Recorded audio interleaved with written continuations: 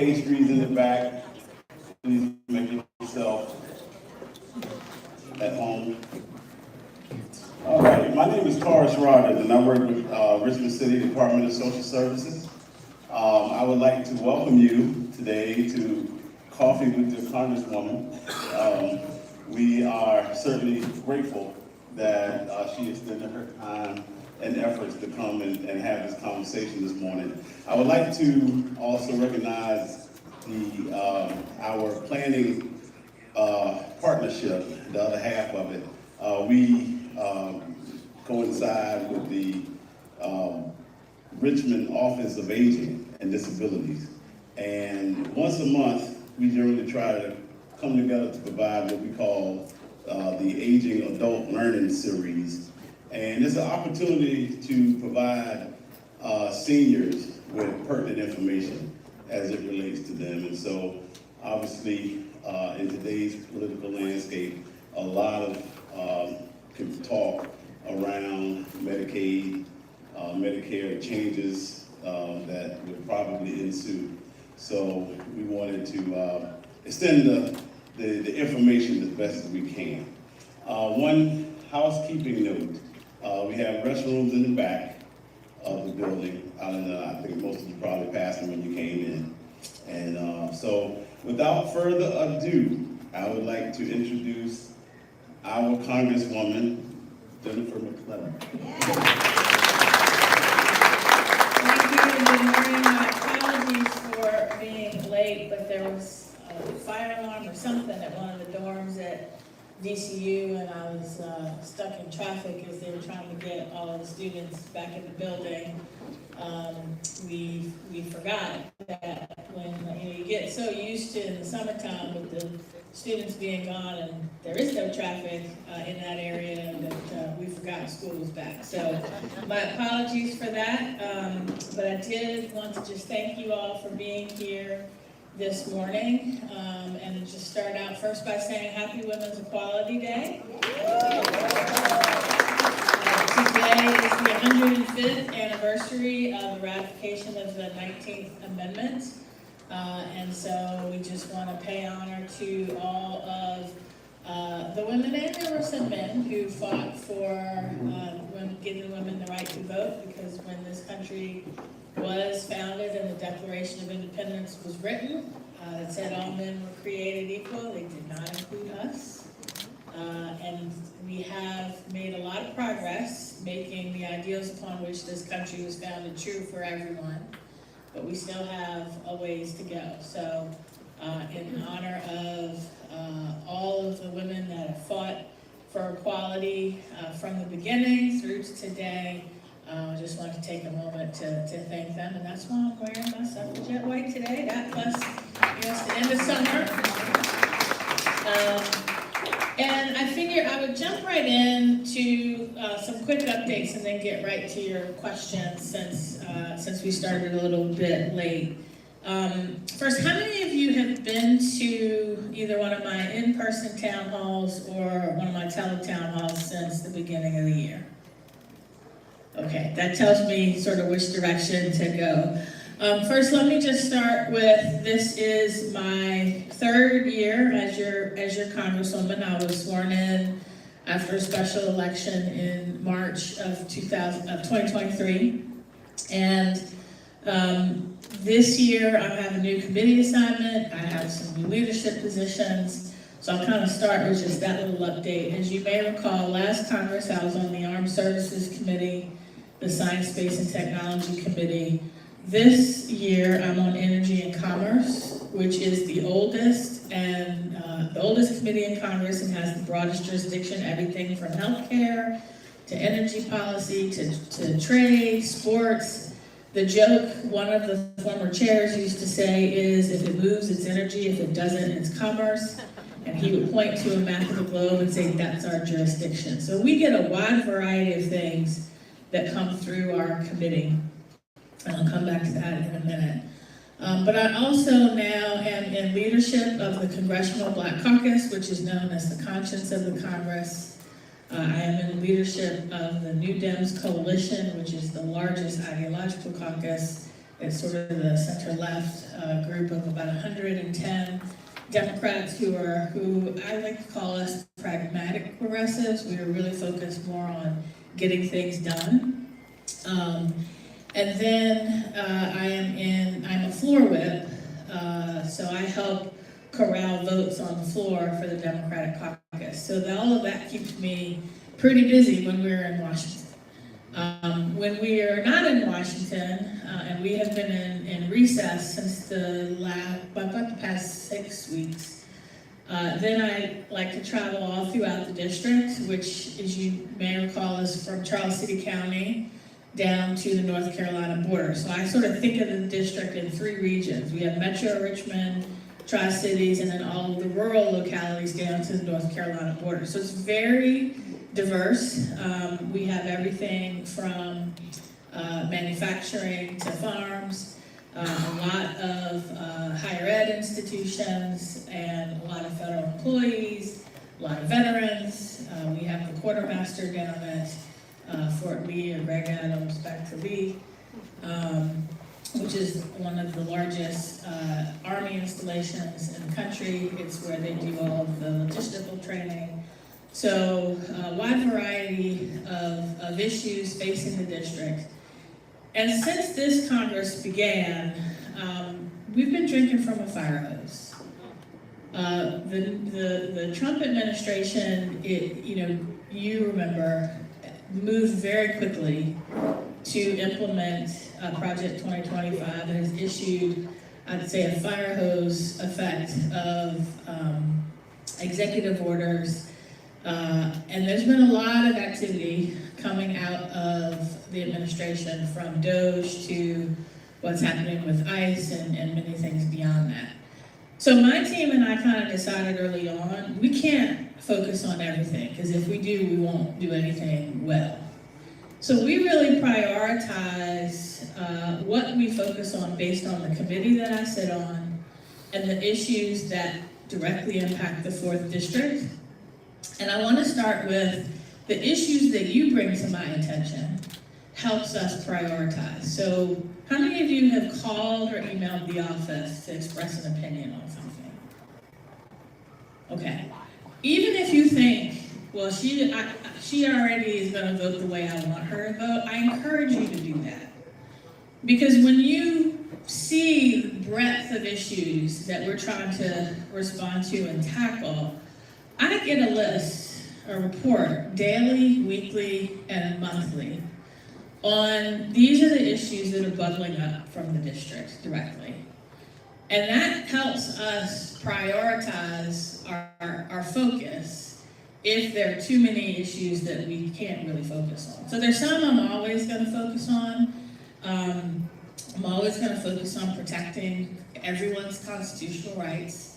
I'm always going to focus on quality of life for our service members, making sure that people have access to quality, affordable health care, making sure that our service members and their families have the, really the quality of life that they deserve.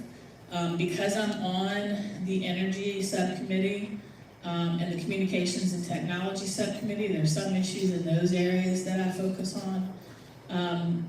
But you all help me prioritize, as I'm trying to decide what am I going to respond to or not coming out of the administration, I really root that in what are the issues that you all are bringing to my attention that are your priority. And so if you wonder, well, why didn't she issue a statement on this? It's probably because if we issued a statement on everything coming out of the White House, that's all I'd ever do, is issue statements. And I think you all want me focused on addressing your constituent concerns and trying to move forward an agenda on those issues that I just mentioned. So again, if you remember nothing else today, remember when you call or you email, that gets to me and it helps me represent you better. So I'm going to really quickly touch on 3 things that I think I'm going to get questions on, so I'm just going to address them up front based on the town halls we've already done, and like I said, the emails and the calls that we've gotten. So first is the reconciliation bill. It is known by many names. The president calls it the one big beautiful bill. I call it the one big ugly bill. Some people call it the reconciliation bill. And this is the bill that dominated the first half of the year. And the part that I'm the most concerned about is the one that came through the Energy and Commerce Committee, and we had a 26.5-hour hearing on, and that's the cuts to Medicaid. I was in the state legislature when we expanded Medicaid under the Affordable Care Act.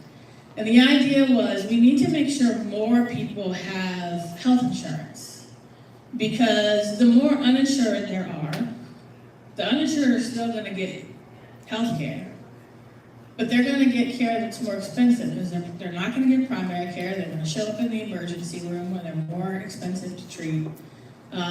They're going to get uncompensated care, and then the costs get passed on to everyone else. And so we expanded Medicaid. We brought the number of uninsured in Virginia way down. We kept premiums from increasing as high as they were projected to increase had we not.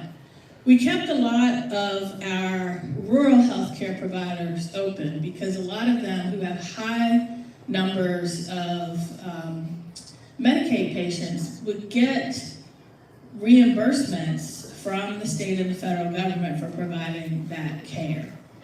And so this bill, with all of the changes to Medicaid that it makes, with the cap on the mechanism states use to pay their share, which are provider taxes, this bill is estimated by the Congressional Budget Office to strip somewhere between 14 and 17 million Americans of their health insurance.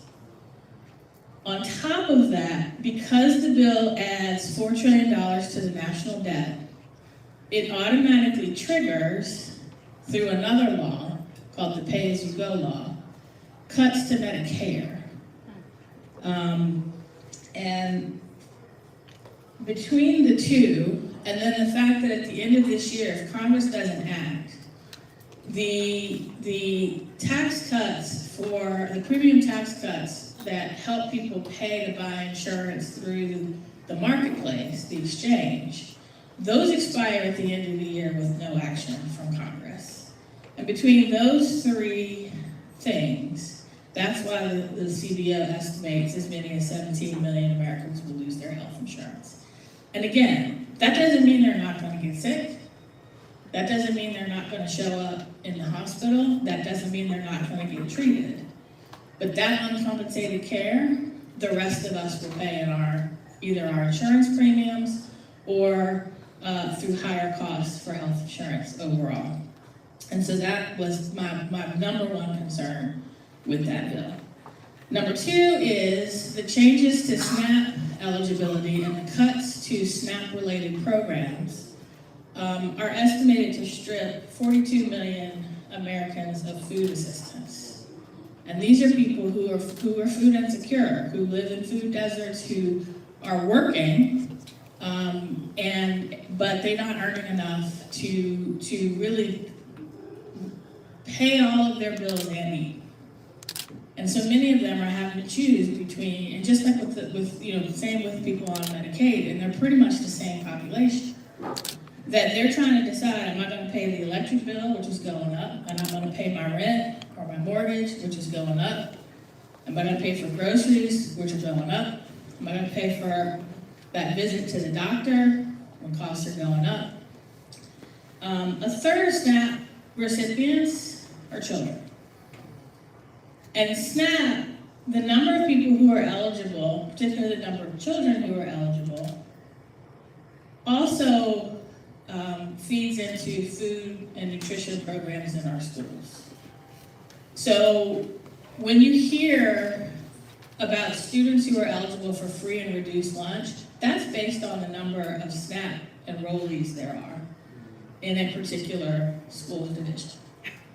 And there is a program that allows, if you have a Title I school, and these Title I schools are the schools with the highest concentrations of poverty. If there are a certain percentage of students in that school who are eligible for free and reduced lunch, the entire school can get a grant to provide free lunch and breakfast. And for some of those students, that's the only healthy meal they get all day. But then the number of students who are eligible for free and reduced lunch is used in just about every funding formula for K-12 education. So these cuts to SNAP will have a ripple effect through to our schools, but they'll also have a ripple effect on grocery stores in food deserts. And I've got two different kinds in my district. So I went down to Surrey about 2 weeks ago. Surrey has one grocery store. It's been open less than a year. It's called the Surrey Market. The last market in Surrey closed 20 years ago. And before the Surrey Market opened, people had to travel 30 minutes to go to a grocery store. Now think about it. If you're trying to get milk or perishable items, and you have to drive if you have a car. And one of the things that they told me about is there are 3 senior centers in walking distance of the Surrey Market.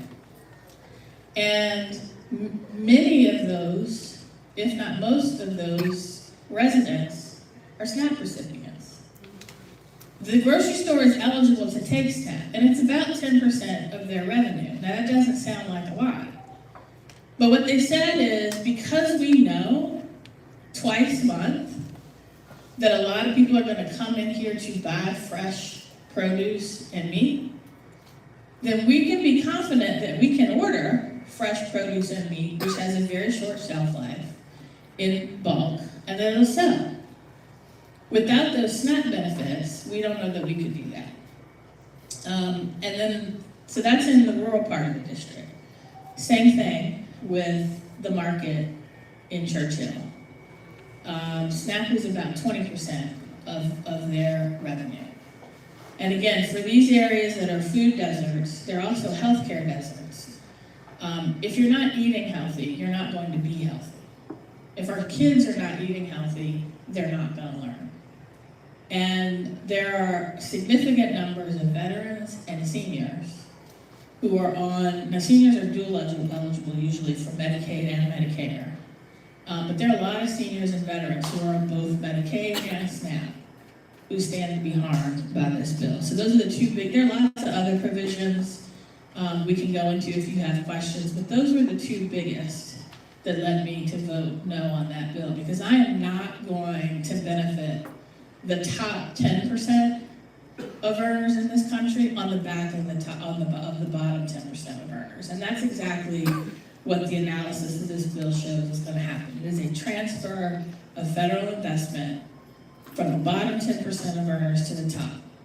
And as the daughter of parents who grew up during the Depression, who saw the best of government in the New Deal and the Great Society, and oh, by the way, the worst of government in Jim Crow, I am not going to vote to benefit billionaires on the backs of the bottom 10 earners in this 10% of earners in this country.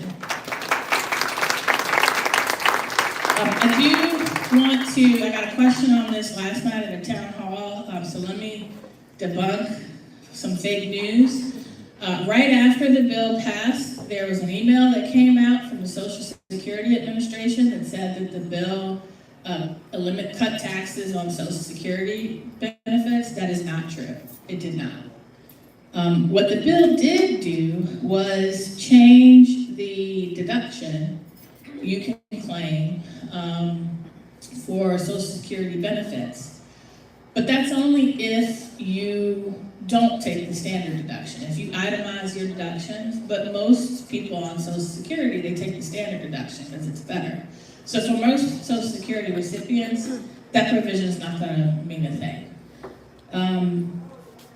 The third thing that I've gotten a lot of questions about, including I did a senior town hall in Chesterfield maybe 2 or 3 weeks ago, I got a lot of questions, and I got some last night, about ICE and the administration's enforcement, very aggressive enforcement of immigration laws.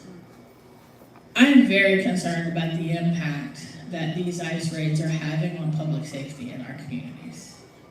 Number one, they are violating the due process rights of many of the people that they are detaining and deporting. It is already the law. First, let me back up, because I got in a little debate on WRVA radio about this until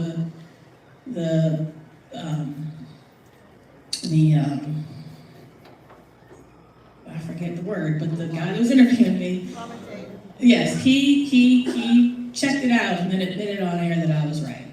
Being an undocumented immigrant is not a crime. It is a civil infraction.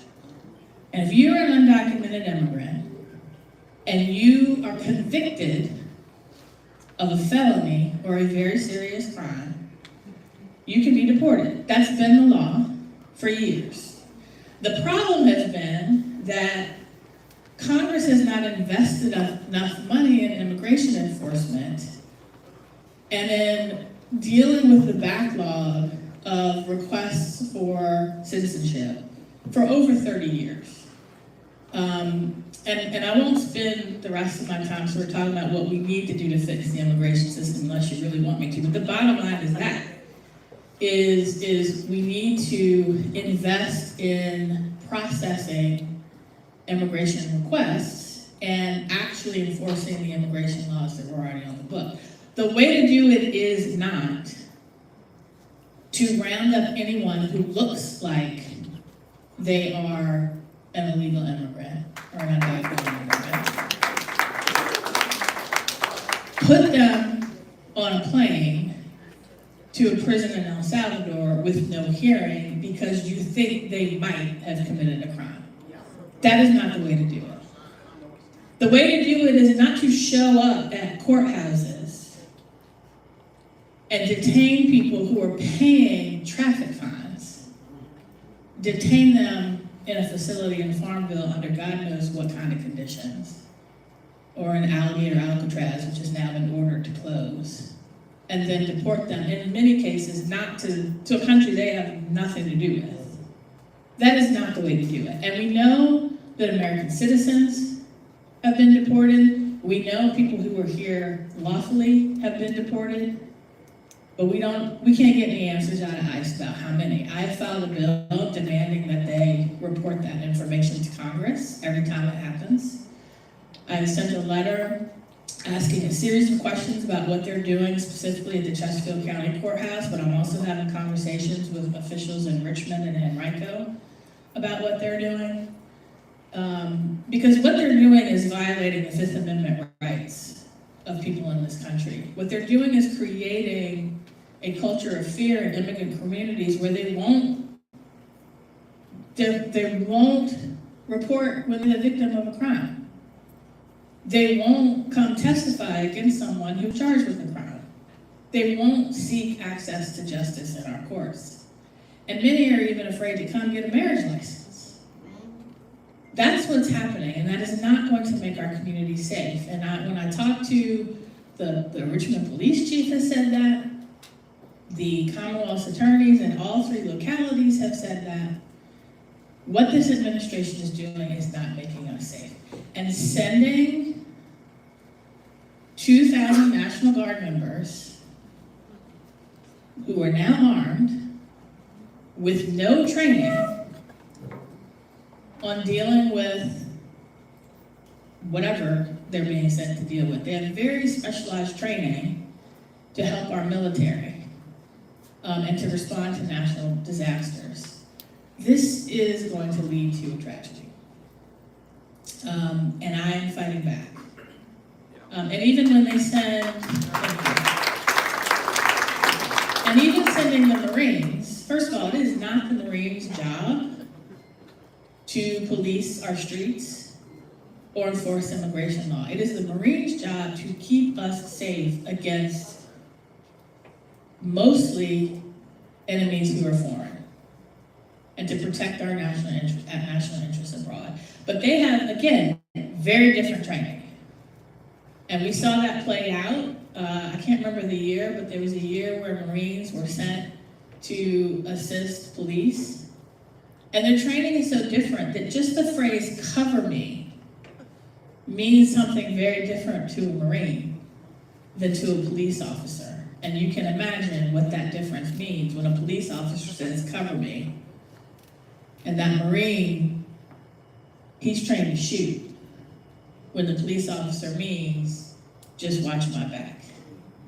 So I don't want to be, an alarmist, but I'm alarmed. I'm alarmed. So those are the top 3 issues that I've received calls or questions about in prior town halls. So I wanted to start with those. And with that, I'm happy to take your questions for the rest of the conversation. And I've got some staff members with microphones, so I think if you just raise your hand, we'll come to you. Thanks. Good morning, and I want to start by thanking you for your support of progressive politics and progressive issues in the Congress. That's really important, and I appreciate it. I know a lot of people in here appreciate it. So actually, there's 2 things I'd like to mention. One is actually not a question. I brought today a book that I want to give you and for you and your staff on nuclear war. And I know that in the flood of stuff that's coming down from the Trump administration, this can get put on the back burner. But we've been very, very lucky for 80 years to not had any further nuclear explosions. So anyway, I think you'll find this very informative if you have time to read it, or one of your staff members, particularly if you're on the Energy Committee. And second, I'd like to ask if you could talk a little bit about the disaster in Gaza, the humanitarian disaster in Gaza, and what you think the U.S. Congress can do to turn that around. Thanks. Thank you for that. What's happening in Gaza, I mean, I can't remember if it's the UN, I can't remember the exact agency, but has now been defined as famine. From the beginning of the war, I have believed that the United States' most important role was to negotiate a ceasefire that would allow all of the hostages to be released, for humanitarian aid to come into Gaza, and that would put, I believe in a 2-state solution. And I think that's the only way to have long-term peace in the region. And that the United States was uniquely positioned with Saudi Arabia and Egypt and Qatar to negotiate that. And I know that's complicated, and we didn't get there in the last administration. But the current administration has abandoned all responsibility for even trying. And so I think the first thing that the United States needs to do is just make sure that we are getting food and aid into Gaza. And I've signed on to letters and a couple of bills just this week that were filed to that point. And I think, but we can't, the United States cannot do it alone. But I think that particularly joined with Qatar and Egypt and Saudi Arabia and many of our European allies, we really need to put pressure on Netanyahu, because I think he is the biggest impediment here. We need to put pressure on him through whatever means we have to come to the table and reach that negotiated settlement. But again, this current administration shows no desire to do that and walked away from the last negotiations that we had. Can I follow up on that with another quick question? What's The microphone, yeah. I want to follow up with another quick question on Gaza. Would you support a move to stop sending aid or military aid to Israel until they take steps to stop what they're doing about it? I am looking at legislation that would not send offensive weapons. I would think very carefully about any ban on defensive weapons. There is something there called the Iron Dome that is sort of anti-ballistic missiles that sort of when they get ballistic missiles coming in, it can attack them to keep them from exploding. And I would not support a ban on those type of weapons that would allow Israel to defend itself from air attacks. And so I would look very carefully at any bill to see, so I think, I'm looking very closely at Senator Kane's bill, which is one that I think I can support, but my legislative team wants to finish looking at it before I say one way or another. And they don't like when I get ahead of them because they sort of analyze all these bills. But yes, I think offensive weapons right now with this leadership is not a good idea. Yes. Hi, good morning. I had a couple questions here for Virginia. I'm a caregiver for my mother who has dementia. And I have a couple questions here for the state of Virginia. We know has some issues with the staffing ratio. We don't have a ratio in the state of Virginia as well as some other states. And I'm hoping that here in Virginia, we become one of the leaders in making sure we have adequate care for our seniors because, in the past 5 years of me being a caregiver for my mother, I brought her up here from Virginia Beach. It's just been, I've learned a lot. And it hasn't necessarily been a good thing as far as the things that I've learned and seen. We got to do better. And I know at this point, I've learned that the only change that's going to be made is legislatively because these investment companies, come in and purchase these facilities, but the money doesn't get funneled in. And how do you come up with these hours of how much to care for an individual, especially with dementia and Alzheimer's? I mean, I see this all the time because, like I said, I go and see my mother every day almost because it's necessary. Depending on the stages of the individual, it takes time, to bathe them, to dress them, to feed them, to spend time with them. And to sit there and come up with I can't think of it off the top of my head, 2-point-something hours. I see the CNAs, I see the nurses and what they do on a daily basis. I'm there for an extended period. So what are we doing to make this better for our seniors? I mean, they've lived their lives. I think the best thing we can do is make the last of their years the best. I agree with that. First of all, I want to say thank you for being a caregiver. I know it is very, very difficult. Up until last May, I was a member of the sandwich generation, trying to help my sister care for my mother, who we had to put in memory care while caring for young children. And I know firsthand, first having a father who spent the last 2 years of his life with cancer and watching his end of life, and my mom caring for him, and then, having to deal with my mother's care. So I know what you're doing is not easy. And I wish I had good news for you. But one of the things that the Big Ugly Bill did, the Biden administration did have a rule, a staffing ratio rule, that was, it hadn't taken effect yet, but was supposed to. And the bill prohibited the Secretary of Health and Human Services from implementing and enforcing or administering a minimum staffing levels until, for 10 years, until October 1st, 2034. So this is left back on the states.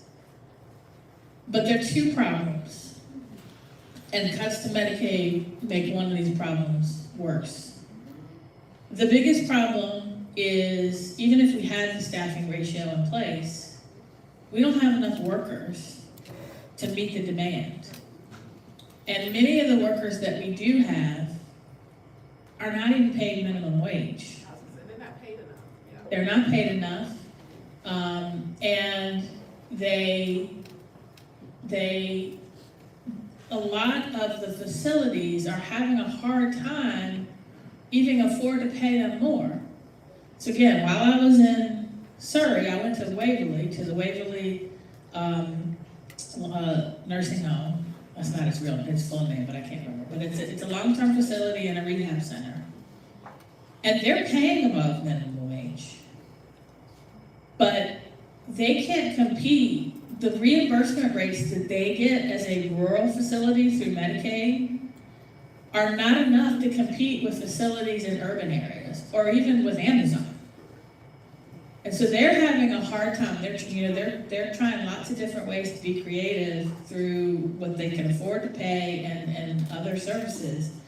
But they're having a hard time recruiting workers. The immigration policies that we have is making that worse as well. And we don't have enough people going in the pipeline for the training and the certification to be long-term care providers for the number of people who are gonna need it in the next few years. So it's not just we need a staffing ratio, because you can put a staffing ratio in place, but if you can't find the qualified staff for everybody, that's not gonna work. And so we really need to invest in healthcare workforce development. And do it in a way that pays these essential workers what they're worth and what they need to survive. Not just survive, but thrive. And so those are the sort of three things that we need to do very quickly. Good morning. I'm so glad to see you here. I've been following you for many, many years. And so it is a pleasure to have you here today. My issue is with the Older American Act and some of the organizations that have been put in place to protect older Americans as well as those with the families of individuals who are living with dementia and dementia-related illnesses. This illness is a process that's so much more than a robbery of memories. Internal fear of the realization of memory loss, the turmoil and despair that will likely lead to social isolation, financial, physical, and emotional toil experienced by individuals living with dementia and their care providers, their loved ones, family members. I've witnessed this through a multitude of struggles, often while maintaining more than one household. These people as well as you. Organizations like the Older American Act programs are so important and a valuable tool for a better quality of life for anyone involved with these mostly underserved communities. As a gerontologist and a small business owner, I've seen the significant effect of programs such as the AARP and organizations like that are supported in facilities such as this. And I wanted to understand how our representatives are protecting those programs, those vital programs. Thank you. Thank you.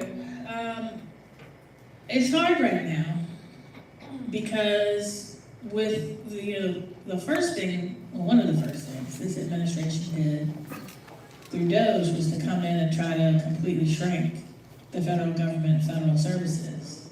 So whether it's firing the workers that implement the programs, whether it's freezing funding that supports the programs, whether it's cutting the funding through legislation for the programs.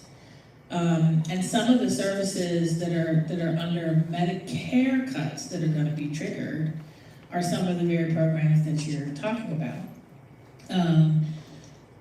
Now, we have tried to fight back. You know, I filed a bill that would prohibit and roll back any of the workforce firings under the Department of Health and Human Services. Spoiler alert, that bill is still sitting, sitting in a committee. Sorry, my allergies are kicking in today. And so we are pushing back, but I think the biggest tool that I have right now is my voice. And taking the stories that I hear from constituents about here is how this action impacts my life, and taking those stories back either in a committee hearing, through legislation, through a letter, through questions to the secretary, until we can get a majority of members of Congress to roll back these cuts and then backfill and do more, because the bottom line of your question is we already weren't doing enough. So by cutting what we are doing, it's counterproductive. It's not getting rid of waste, fraud, and abuse. It's getting rid of services that American people need. And so as part of my priority to provide access to healthcare, that includes all healthcare, including dementia and Alzheimer's. And some of the cuts, the NIH funding grant cuts that have been in place are for grants that are studying the root causes and how to cure or prevent Alzheimer's and dementia. We've got to put that funding back in place. So I don't have any good news for you other than I'm fighting for you, and that there are a significant number of people who, Democrats, Republicans, urban, rural, and suburban, who are making their voices heard to their representatives, that they want us to do more for long-term care than less. And I'm one of the loudest voices there, so thank you for your question. Here you go, ma'am, behind you. Good morning. Good morning. Thank you so much for being here. I'm Dana Parsons with Leading Age Virginia, and I wanted to follow up, one, on a comment that you made, and then also raise an issue. As an organization that represents the continuum of aging services, the Older Americans Act is very important for area agencies on aging. It expired in September of 2024. So we've been advocating for legislation to be reintroduced to reauthorize it. So a Senate bill has been introduced. So any efforts in the House would be appreciated. Yes, I will have to check on, I know in the last Congress, there was one filed. I am not sure if one has been filed this Congress yet, but I will check on that and get back to you and make sure that if it's filed, that I'm co-sponsoring it. Wonderful. Thank you. The other issue is related to cuts in Medicaid. So we're here at South Richmond Adult Day, and we advocate in Virginia every year for increases for Medicaid for Adult Day. It's only about $65 a day here in Virginia, and it really takes about $100 to $150 per day to take care of a participant in Adult Day. So I wondered, even with all of the threats of cuts that we are having, if Medicare could cover Adult Day, that would be a game changer in Virginia. It would keep people that don't necessarily need to be in a nursing home out of nursing homes and help save on Medicaid, and then really help adult days to keep people in their homes. Thank you for that. That is something I will look into. And I am really frustrated. As I sat in that 26.5-hour hearing on the Big Ugly Bill, and listening to my colleagues on the other side of the aisle say things like, well, we're just trying to strengthen Medicaid so that it'll survive as a program. We're trying to make sure that it's strong for the people it was, intended to help.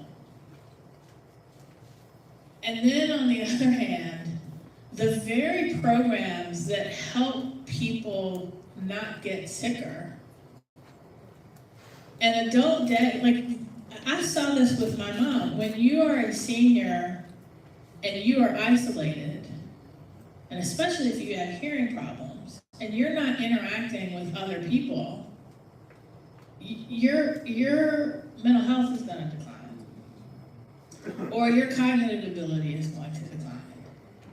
And it's a lot more expensive to deal with that than to pay for somebody to spend time with other people in adult daycare. So there's this huge disconnect.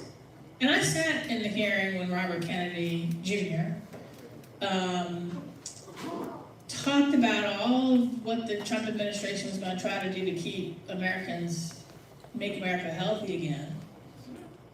I said, how can you sit here and talk about how you're trying to make sure that children and seniors and people are eating fresh, healthy foods, and yet my colleagues just voted to eliminate the SNAP Ed program that teaches seniors and children and people how to eat healthy food and be more active. And you're cutting the very benefits that allow them to buy fresh fruit, fresh food, and not the stuff with all of the preservatives and additives and highly processed stuff that you don't want them to eat. There's a disconnect.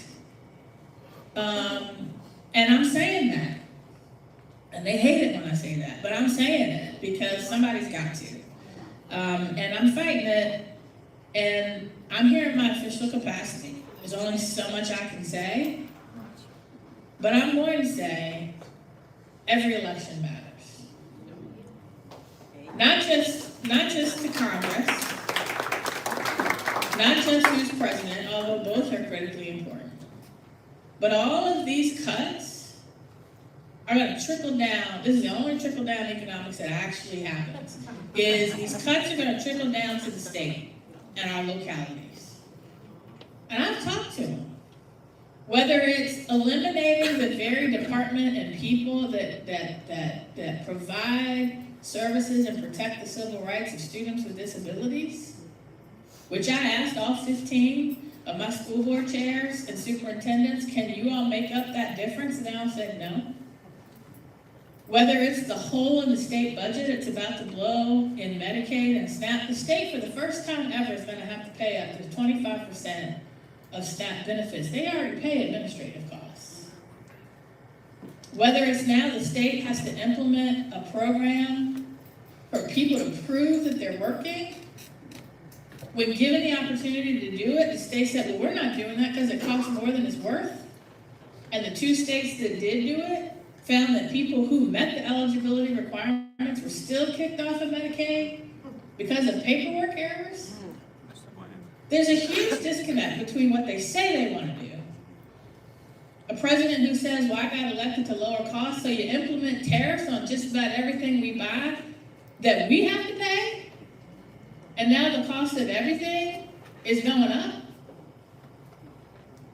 This is why elections matter at every level of government, and that's as far as I can go in my official capacity.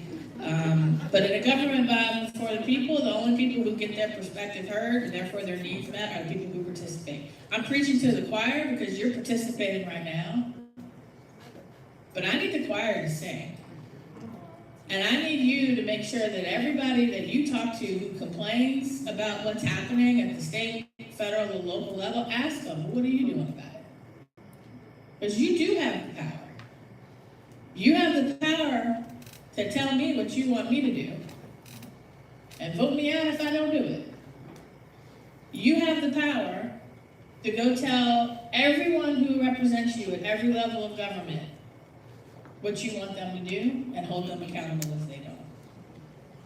And I'm gonna tell you what, as we come up on the 250th anniversary of an extraordinary idea that the power of government is derived from the people need to use their power if we're gonna keep it.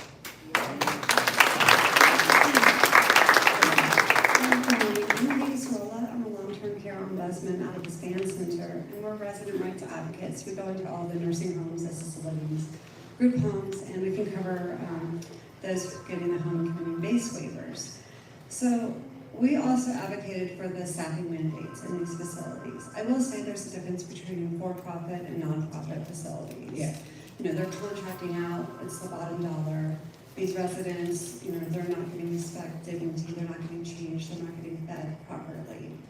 Meals are coming late, call bells don't work, call bells aren't getting answered. So when it comes to minimum wage, that's also an issue. But how, I hear you saying healthcare workforce development and implementing that. I have a couple questions. One, how do you plan to support that? As ombudsmen, we do offer resources, training through the Alzheimer's Foundation, training through behavioral health, training through the VA. We bring in resources for these facilities that are free to them. They're not taking the opportunity to help their staff. Some of them are not the staff's fault, right? It's corporate are getting the money, but they're not pouring back in, not only to the residents, but to their staff themselves. So how do we help not only the residents, but the staff, right? Why are our older Americans and those with disabilities suffering? I'm also a caregiver to the one with dementia, so I understand. But why are they suffering? Why are they living their last days like this? We see the news. It's happening not only in those facilities, but every single facility just about. We have to do better. So I'm asking you, what can you do to help us and help all of our family members who have a loved one in a facility? 1 in 3 have dementia. Before I answer your question, can I ask you a question? Sure. What do you need us to do? We need you to help advocate, legislate, help us advocate. Sit down and have a meeting with us. I do that, yes. Help us have meetings with your coworkers as well. I mean, if you had a magic wand and you could pass whatever law or whatever budget amendment or make whatever investment that you thought would solve the problem, what are the top 3 things you think Congress needs to do? I think let's sit down and talk about that because Okay. there's so many things. Okay. I mean, I've got a couple of ideas. Changing has to be one, right? Changing? Okay. Nobody should sit in feces or Okay, I agree urine. with that. Because when that happens, we get wound care, UTIs, I mean, sepsis. So I think, The list just goes on. I think we really need to come up with that. I think the 3, Medications. yes. The 3 things that I think we need, and the reason I ask you is because I have ideas, but because you're on the front lines, I want to make sure I'm not forgetting anything of the ideas that I have. But here are the top 3 things I think we need to do. You touched on one of them. One is, well, there sort of 2. I'll put home care separate from institutional care. Ideally, we increase the number of home care workers who can care for people in the home. That's the ideal. And we invest more in home care. We invest more in paying home care providers, where they're family members, making sure they get the training and the pay that they need, because the ideal situation is home care provided by a family member. And that's what most family members really want. They just don't have the resources and the ability to do it. So that's sort of invest in that as the priority. Recognizing not everyone's gonna get that, investing in home care workers that can come into the home, but the same people. One of the things that I hear when I do go to long-term care facilities is, and you touched on it, the problem with agencies is when you have different people coming all of the time, they don't develop a relationship with that patient where they recognize very subtle changes. Where they'll see something's off today, let's figure out what's going on. And so the second best is you invest in home care workers that are assigned to a specific patient that aren't spending 12 or more hours with that person and are getting paid a livable wage and have the training to do that job. And when you have people in a facility, again, incentivizing the facility not to use an agency, but to have permanent employees in that facility who build that relationship with the doctors, with the staff, and with the patients. And we gotta back it up, because we have to make sure we have a pipeline of a workforce, not just retraining adults to do it, but we've got a pipeline and we're incentivizing kids to go in school to go into healthcare related fields, because right now a lot of them aren't. And I can spend a whole hour on that, but I think those are the top 3 things we need to do so that we have enough people to meet all of the needs, so that you don't have someone sitting in their own feces. So thank you for that.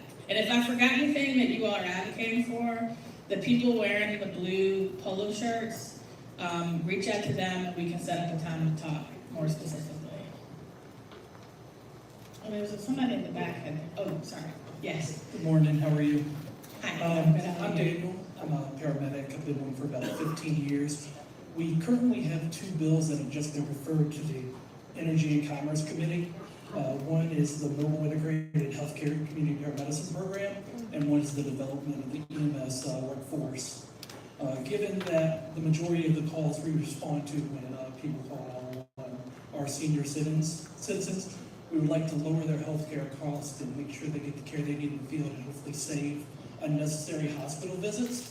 And we also want to beef up staff so we can keep showing up for them. Now, my question is, once they reach committee, what process do they go for? And then, would you be open to co-sponsoring and supporting the bills? So the second part of your question is yes, and make sure my staff gets the 2 that you named, because you spoke a little too fast. So the process is they'll go to the health subcommittee. I'm not on that, but I can weigh in on hearings. They'll have hearings related to them where we'll take up testimony, and then we'll do what's called a markup. And that's when we debate the bill, if there are any amendments to the bill, and then we vote on the bill. I can't do that until it comes to the full committee, but I can sit in on the hearings in the meantime. And so that's the process, and it's the same in both the Senate and the House. When it comes out of the committee, and this is true for any bill, when it comes out of the committee, it goes to the Rules Committee. The Rules Committee decides what are the bills we're going to hear on the floor, can there be amendments, what's the procedure for debating them. And then when it comes out of the Rules Committee, it comes to the floor and the full floor votes on it. So I will keep an eye out for those bills and take a look at them. I am willing, if they help, particularly in rural area, I mean, we need access to healthcare everywhere, but the problem is particularly acute in our rural areas where they just don't, there's some rural areas that don't have an EMS at all. In that locality, and so I'm all for anything that increases access to affordable quality health care across the board. And so I'll look very closely at those bills. Thank you. Yes. I really liked what you said about you're worried about the constitutional rights, and we look around us every day, we hear the news, and they're being eroded and incredibly. In our neighborhood and talking to the people, there's a lot of anxiety. One thing that we have done is we began a group in our neighborhood based on 1 million rising. I don't know if you've ever heard of that, but it is through Indivisible and our nokings.com or whatever it is. It is amazing how when you have anxiety, the antidote is action. And having small groups where you talk about what's happening, I mean, even beyond all the wonderful things you're doing, but to stand up in nonviolent, brave ways against what's happening, to say, no, you cannot have our country. We do not want a king. We do not want a dictator, and we will not stand for this. And one of the things in our small group, we're starting actions on a small way in our neighborhood, as well as being involved in elections, of course. rallies, of course, any way that we can get out our message. But some of the people in our little committee have said, well, what about our leaders? Do they have anything to say to us? Any encouragement, any direction? And I often joke that I would invite you over to one of our small groups, but since I don't think you have the time, do you have any words to say to us? I do. First, keep it up, and thank you. I think we are at a pivotal moment in our history as a country. In every pivotal moment in American history, in every social justice movement in American history, the people have led change. And a lot of times elected officials follow. You know, I'm the daughter of civil rights activists and educators. And what they learned was you need allies on the inside of institutions and you need people on the outside pushing the institution to move faster. And my job as your elected official is to push the institution to change and to act. I can't do that alone. My colleagues can't do it alone. We need the people to pressure us, and especially the ones that are not doing what you think they need to be doing. And when the people provide that pressure, then the institutions change. Now, it's a little complicated now in 3 ways. A lot of what is happening right now is a backlash to progress that we've made as a country, making the ideals upon which we were founded true for everybody. And a lot of the progress that's being eroded is 60, 90, 100, 200 years old. And the people who fought for it, and the people who lived under the injustice, they're not here to tell their stories. And their stories aren't being taught in school. As a matter of fact, this administration is actively trying to erase that history. They don't want people to know. They don't want their eyes open. They don't want them to be awake, to steal their word that they stole from us. And so that makes it a little challenging because there are a lot of people who don't see the pattern of the backlash because they didn't live through either of the other backlashes in this country. So helping educate people is really important. Then there are a lot of people who don't know what Congress is doing. You'd be surprised, actually.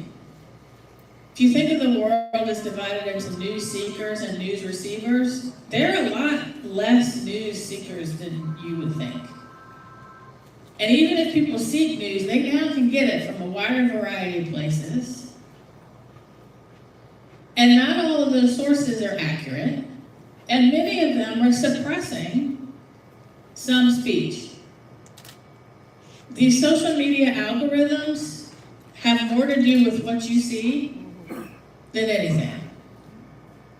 And you have an administration that is actively trying to weaponize the very things that protect our constitutional rights to roll them back. So that can be overwhelming. It is overwhelming. I get overwhelmed. So biting off a small piece to focus on, like you and your group are doing, is critically important. But I have 3 pieces of advice. Put your own mask on first. And take care of yourself, because if you are not taking care of yourself, you can't do this work. It's hard. And it's gonna take a long time and you gotta sustain it. So put your own mask on first. 2, focus on what you can control. And you'll find there's enough to at least fill your day that you don't have time to freak out about the other stuff, but take on what's within your realm of control. That's why I started out saying I can't respond to everything, so I respond to certain things. And then stick with it. Because the one thing my parents taught me, the Civil Rights Act didn't just appear out of nowhere. The inequity we're fighting now took over 300 years to build. It's not going to be dismantled overnight, and we're facing the last grasp of a backlash against it. And we got to be in this fight for the long haul. And I have more advice, but that's like the biggest thing. And I think where the people can help, yes, protests are important, but be smart about it. Recognize that this is a president who asked his last chair of the Joint Chiefs of Staff if he could shoot protesters. General Milley. Now, General Milley told him no. But spoiler alert, General Milley also in a conversation I had with him said, if the president ever invokes the Insurrection Act, under the Insurrection Act, which he didn't do, and General Milley was able to say this is not an insurrection. This was during the George Floyd protests. If the president ever invokes the Insurrection Act and gives the military an order to shoot protesters, under the Insurrection Act, that is a lawful order. So be smart, okay? Don't, know your rights, but be smart about it. Be safe. The courts do have a critically important role, and everything this president is doing violates some law, but you gotta find the right person or organization who has standing to sue. So one of the things we're doing is supporting lawsuits that Congress doesn't have standing to sue on a lot of this stuff. But we are supporting people who do, who are filing lawsuits. So find an organization, whatever issue you care about, there's probably an organization that's filing a lawsuit related to it. So find an organization focusing on the particular issue you care about and support their work.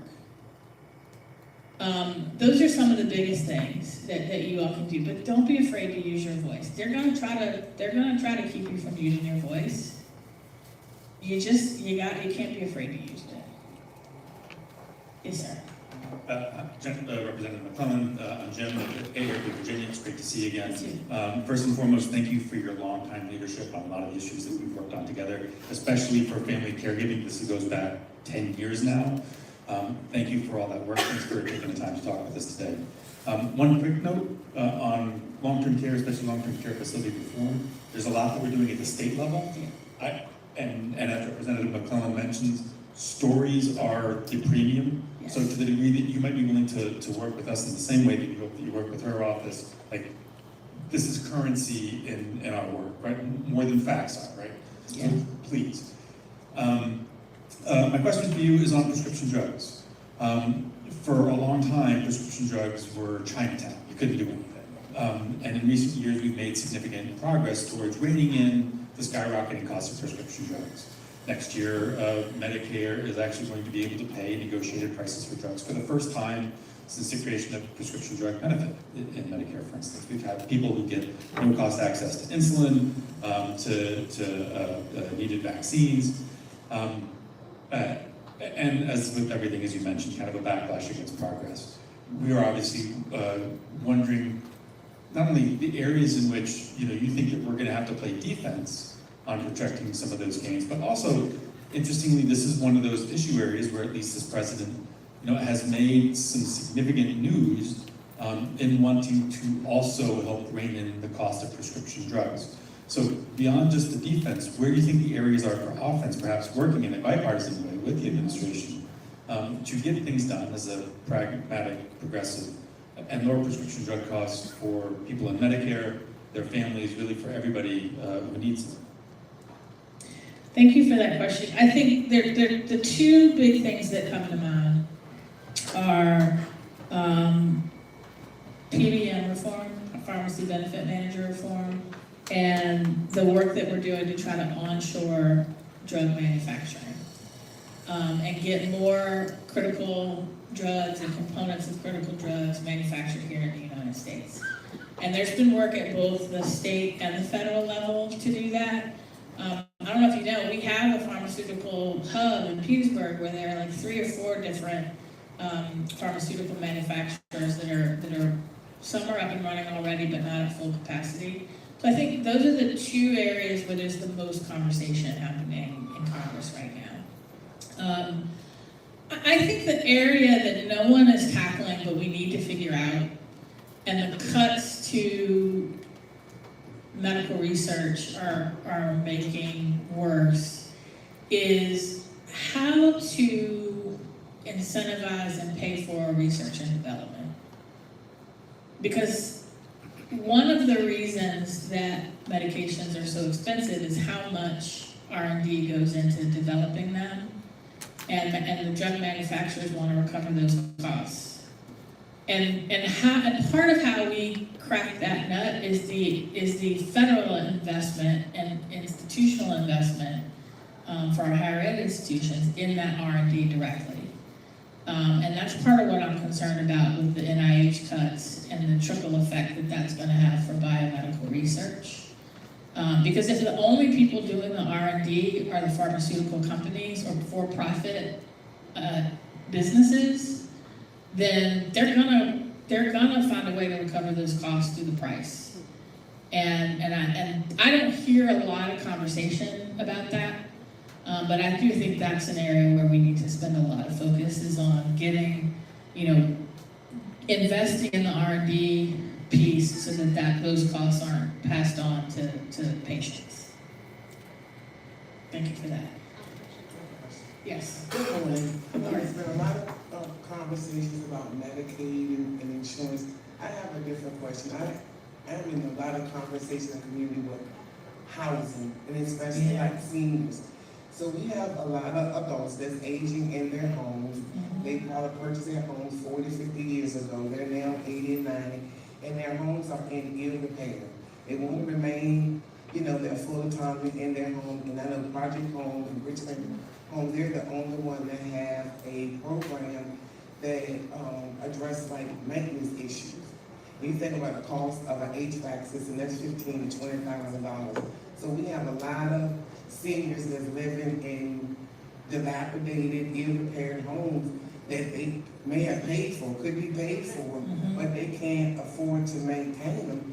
And we have some that, again, want to remain at home, but they're not accessible. They don't have ramps, they don't have wheelchairs, they don't have grab bars. So I wanted to know if there are any, because I know with Project Home, the waiting list for them like 3 to 5 years. And if there are any programs, or conversations regarding programs that they have with maintenance issues for seniors that live in want to remain in their homes. There are some, so housing comes under the Financial Services Committee, so I'm not as familiar.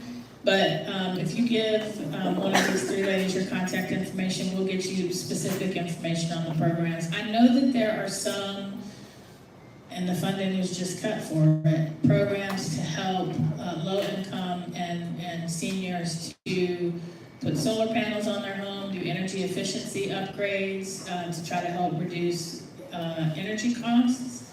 And this president does not like renewable energy or anything that he thinks is Green New Deal.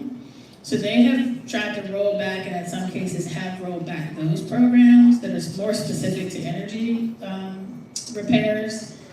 But I will need to look at sort of more of the issues that you just talked about providing ramps, or I know a lot of people have issues with their roofs and that kind of repair, to see what is out there. But I do think that's an area we need to do more work in.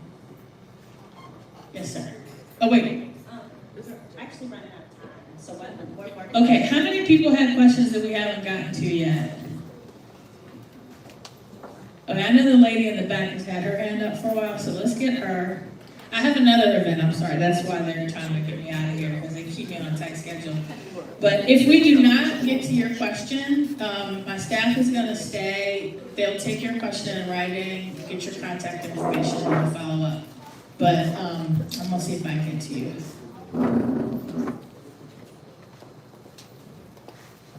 Yes. My name is Christine. I'm just going to say, I'm trying to make it real quick.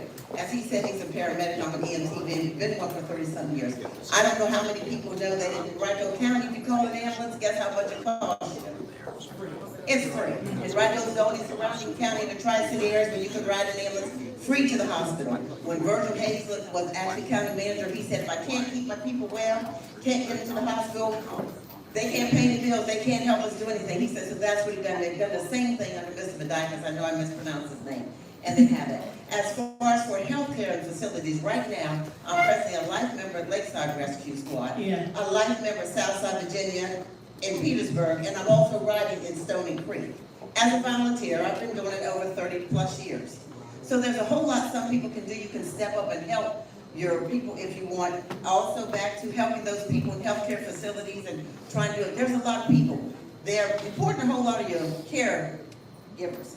People don't want to say it, but that's where a lot of your people who come in from other countries, they're willing to do it. We're not willing to do it. I work at a healthcare facility as well, and there I kind of do everything from emergencies with HVAC systems to the electricity, the light bulbs, to the personal care of people, to doing all the EMS stuff that I do there that I'm not there for that job. It's another job. So there's so much that you can do. If you look around for some of the volunteer services, although a lot of people don't want to volunteer, that can help out a whole lot.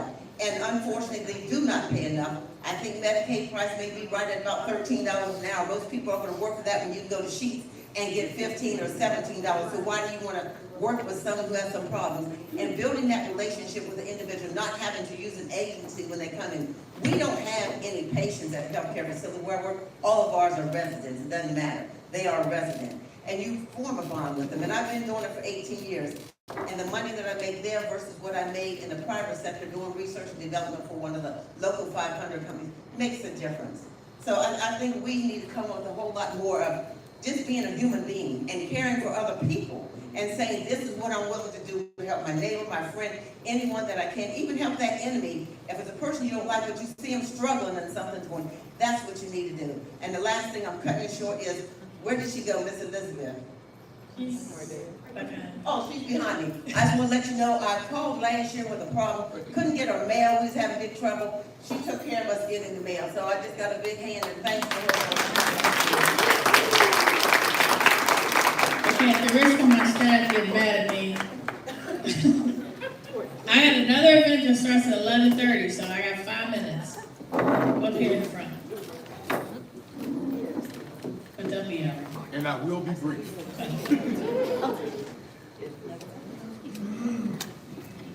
First, when we're speaking about helping the elderly who are in homes, we need oversight with all of these organizations that do that, because if you do get a loan to get stuff fixed in your house, there is a provision that possibly you will lose your home.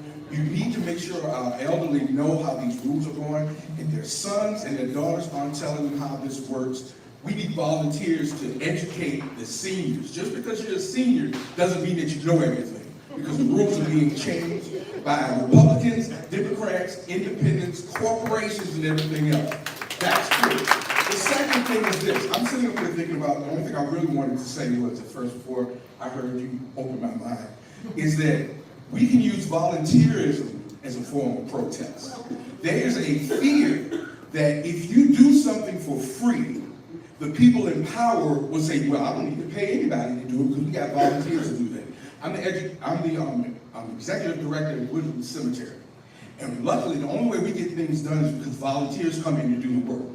Now, when it comes to our seniors, we have Black organizations, and I would like to ask the Congressional Black Caucus to enlist these organizations like Divine Nine, Masons, and all of these other different groups to use volunteerism as a protest going into these homes and taking up the slack.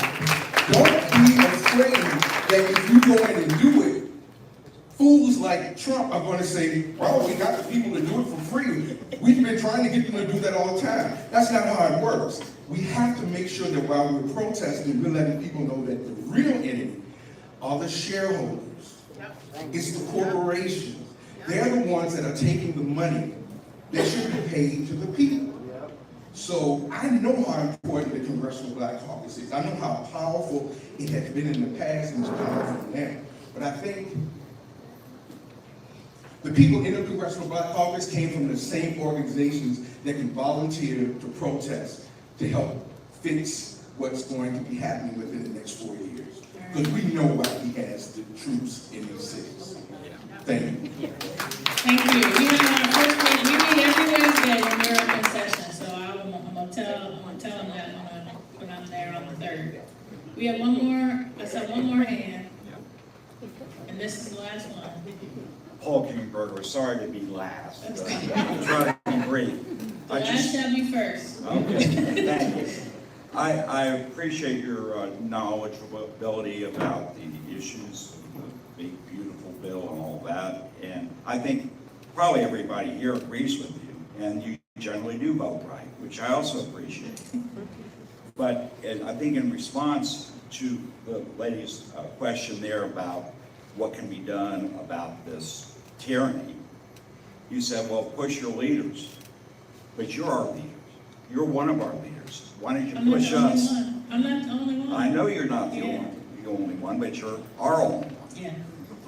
And so I want to know what exactly can be done to stop this, because you can have any kind of bill or policy or perspective, but if you don't have the rule of law, it's all useless anyway.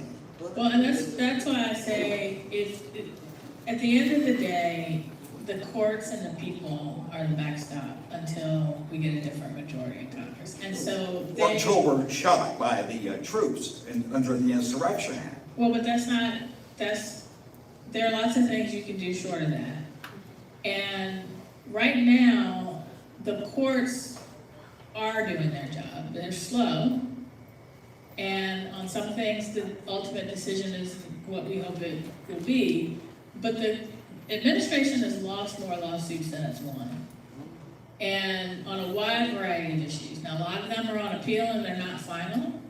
But the rule of law right now is, for the most part, holding.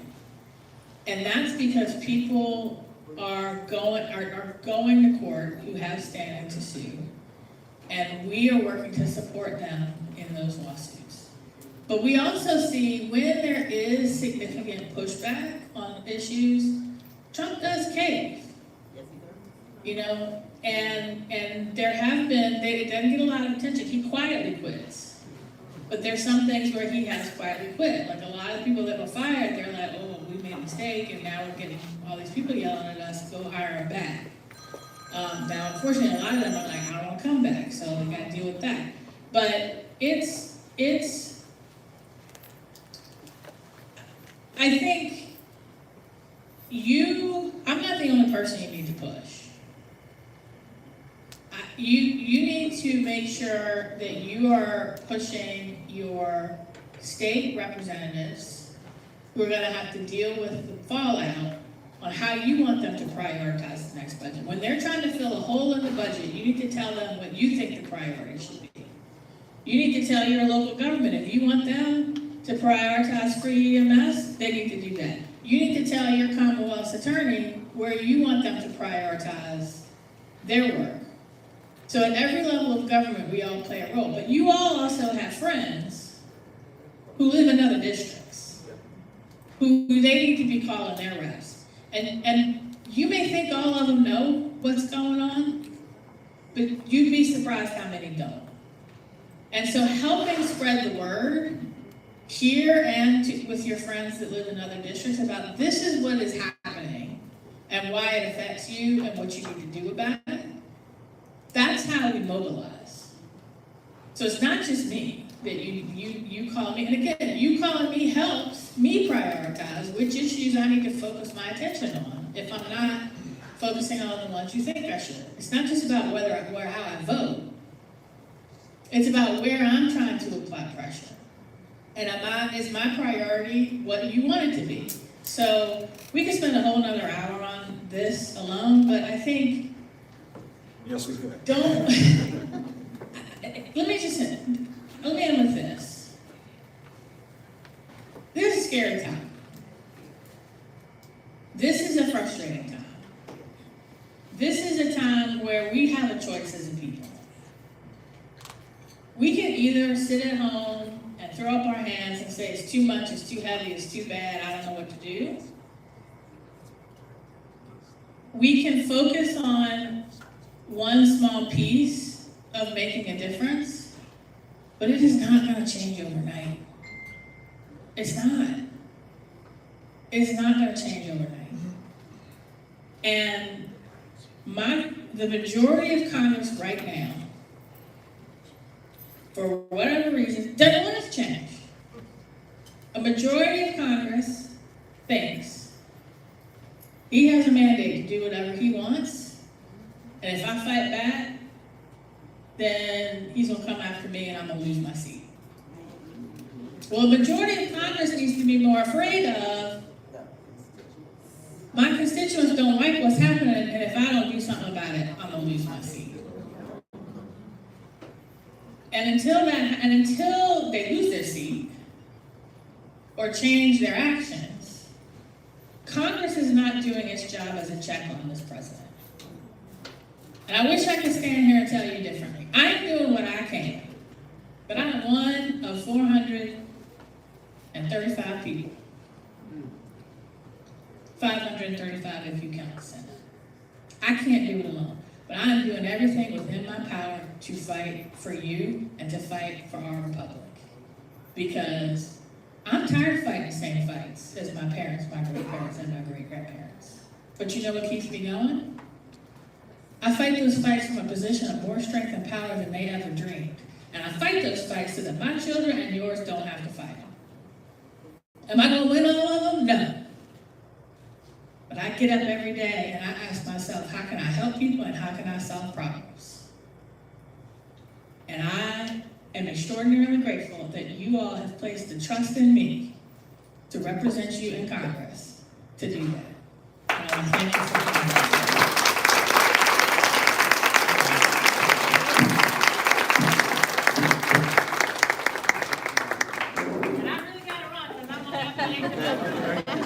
All right.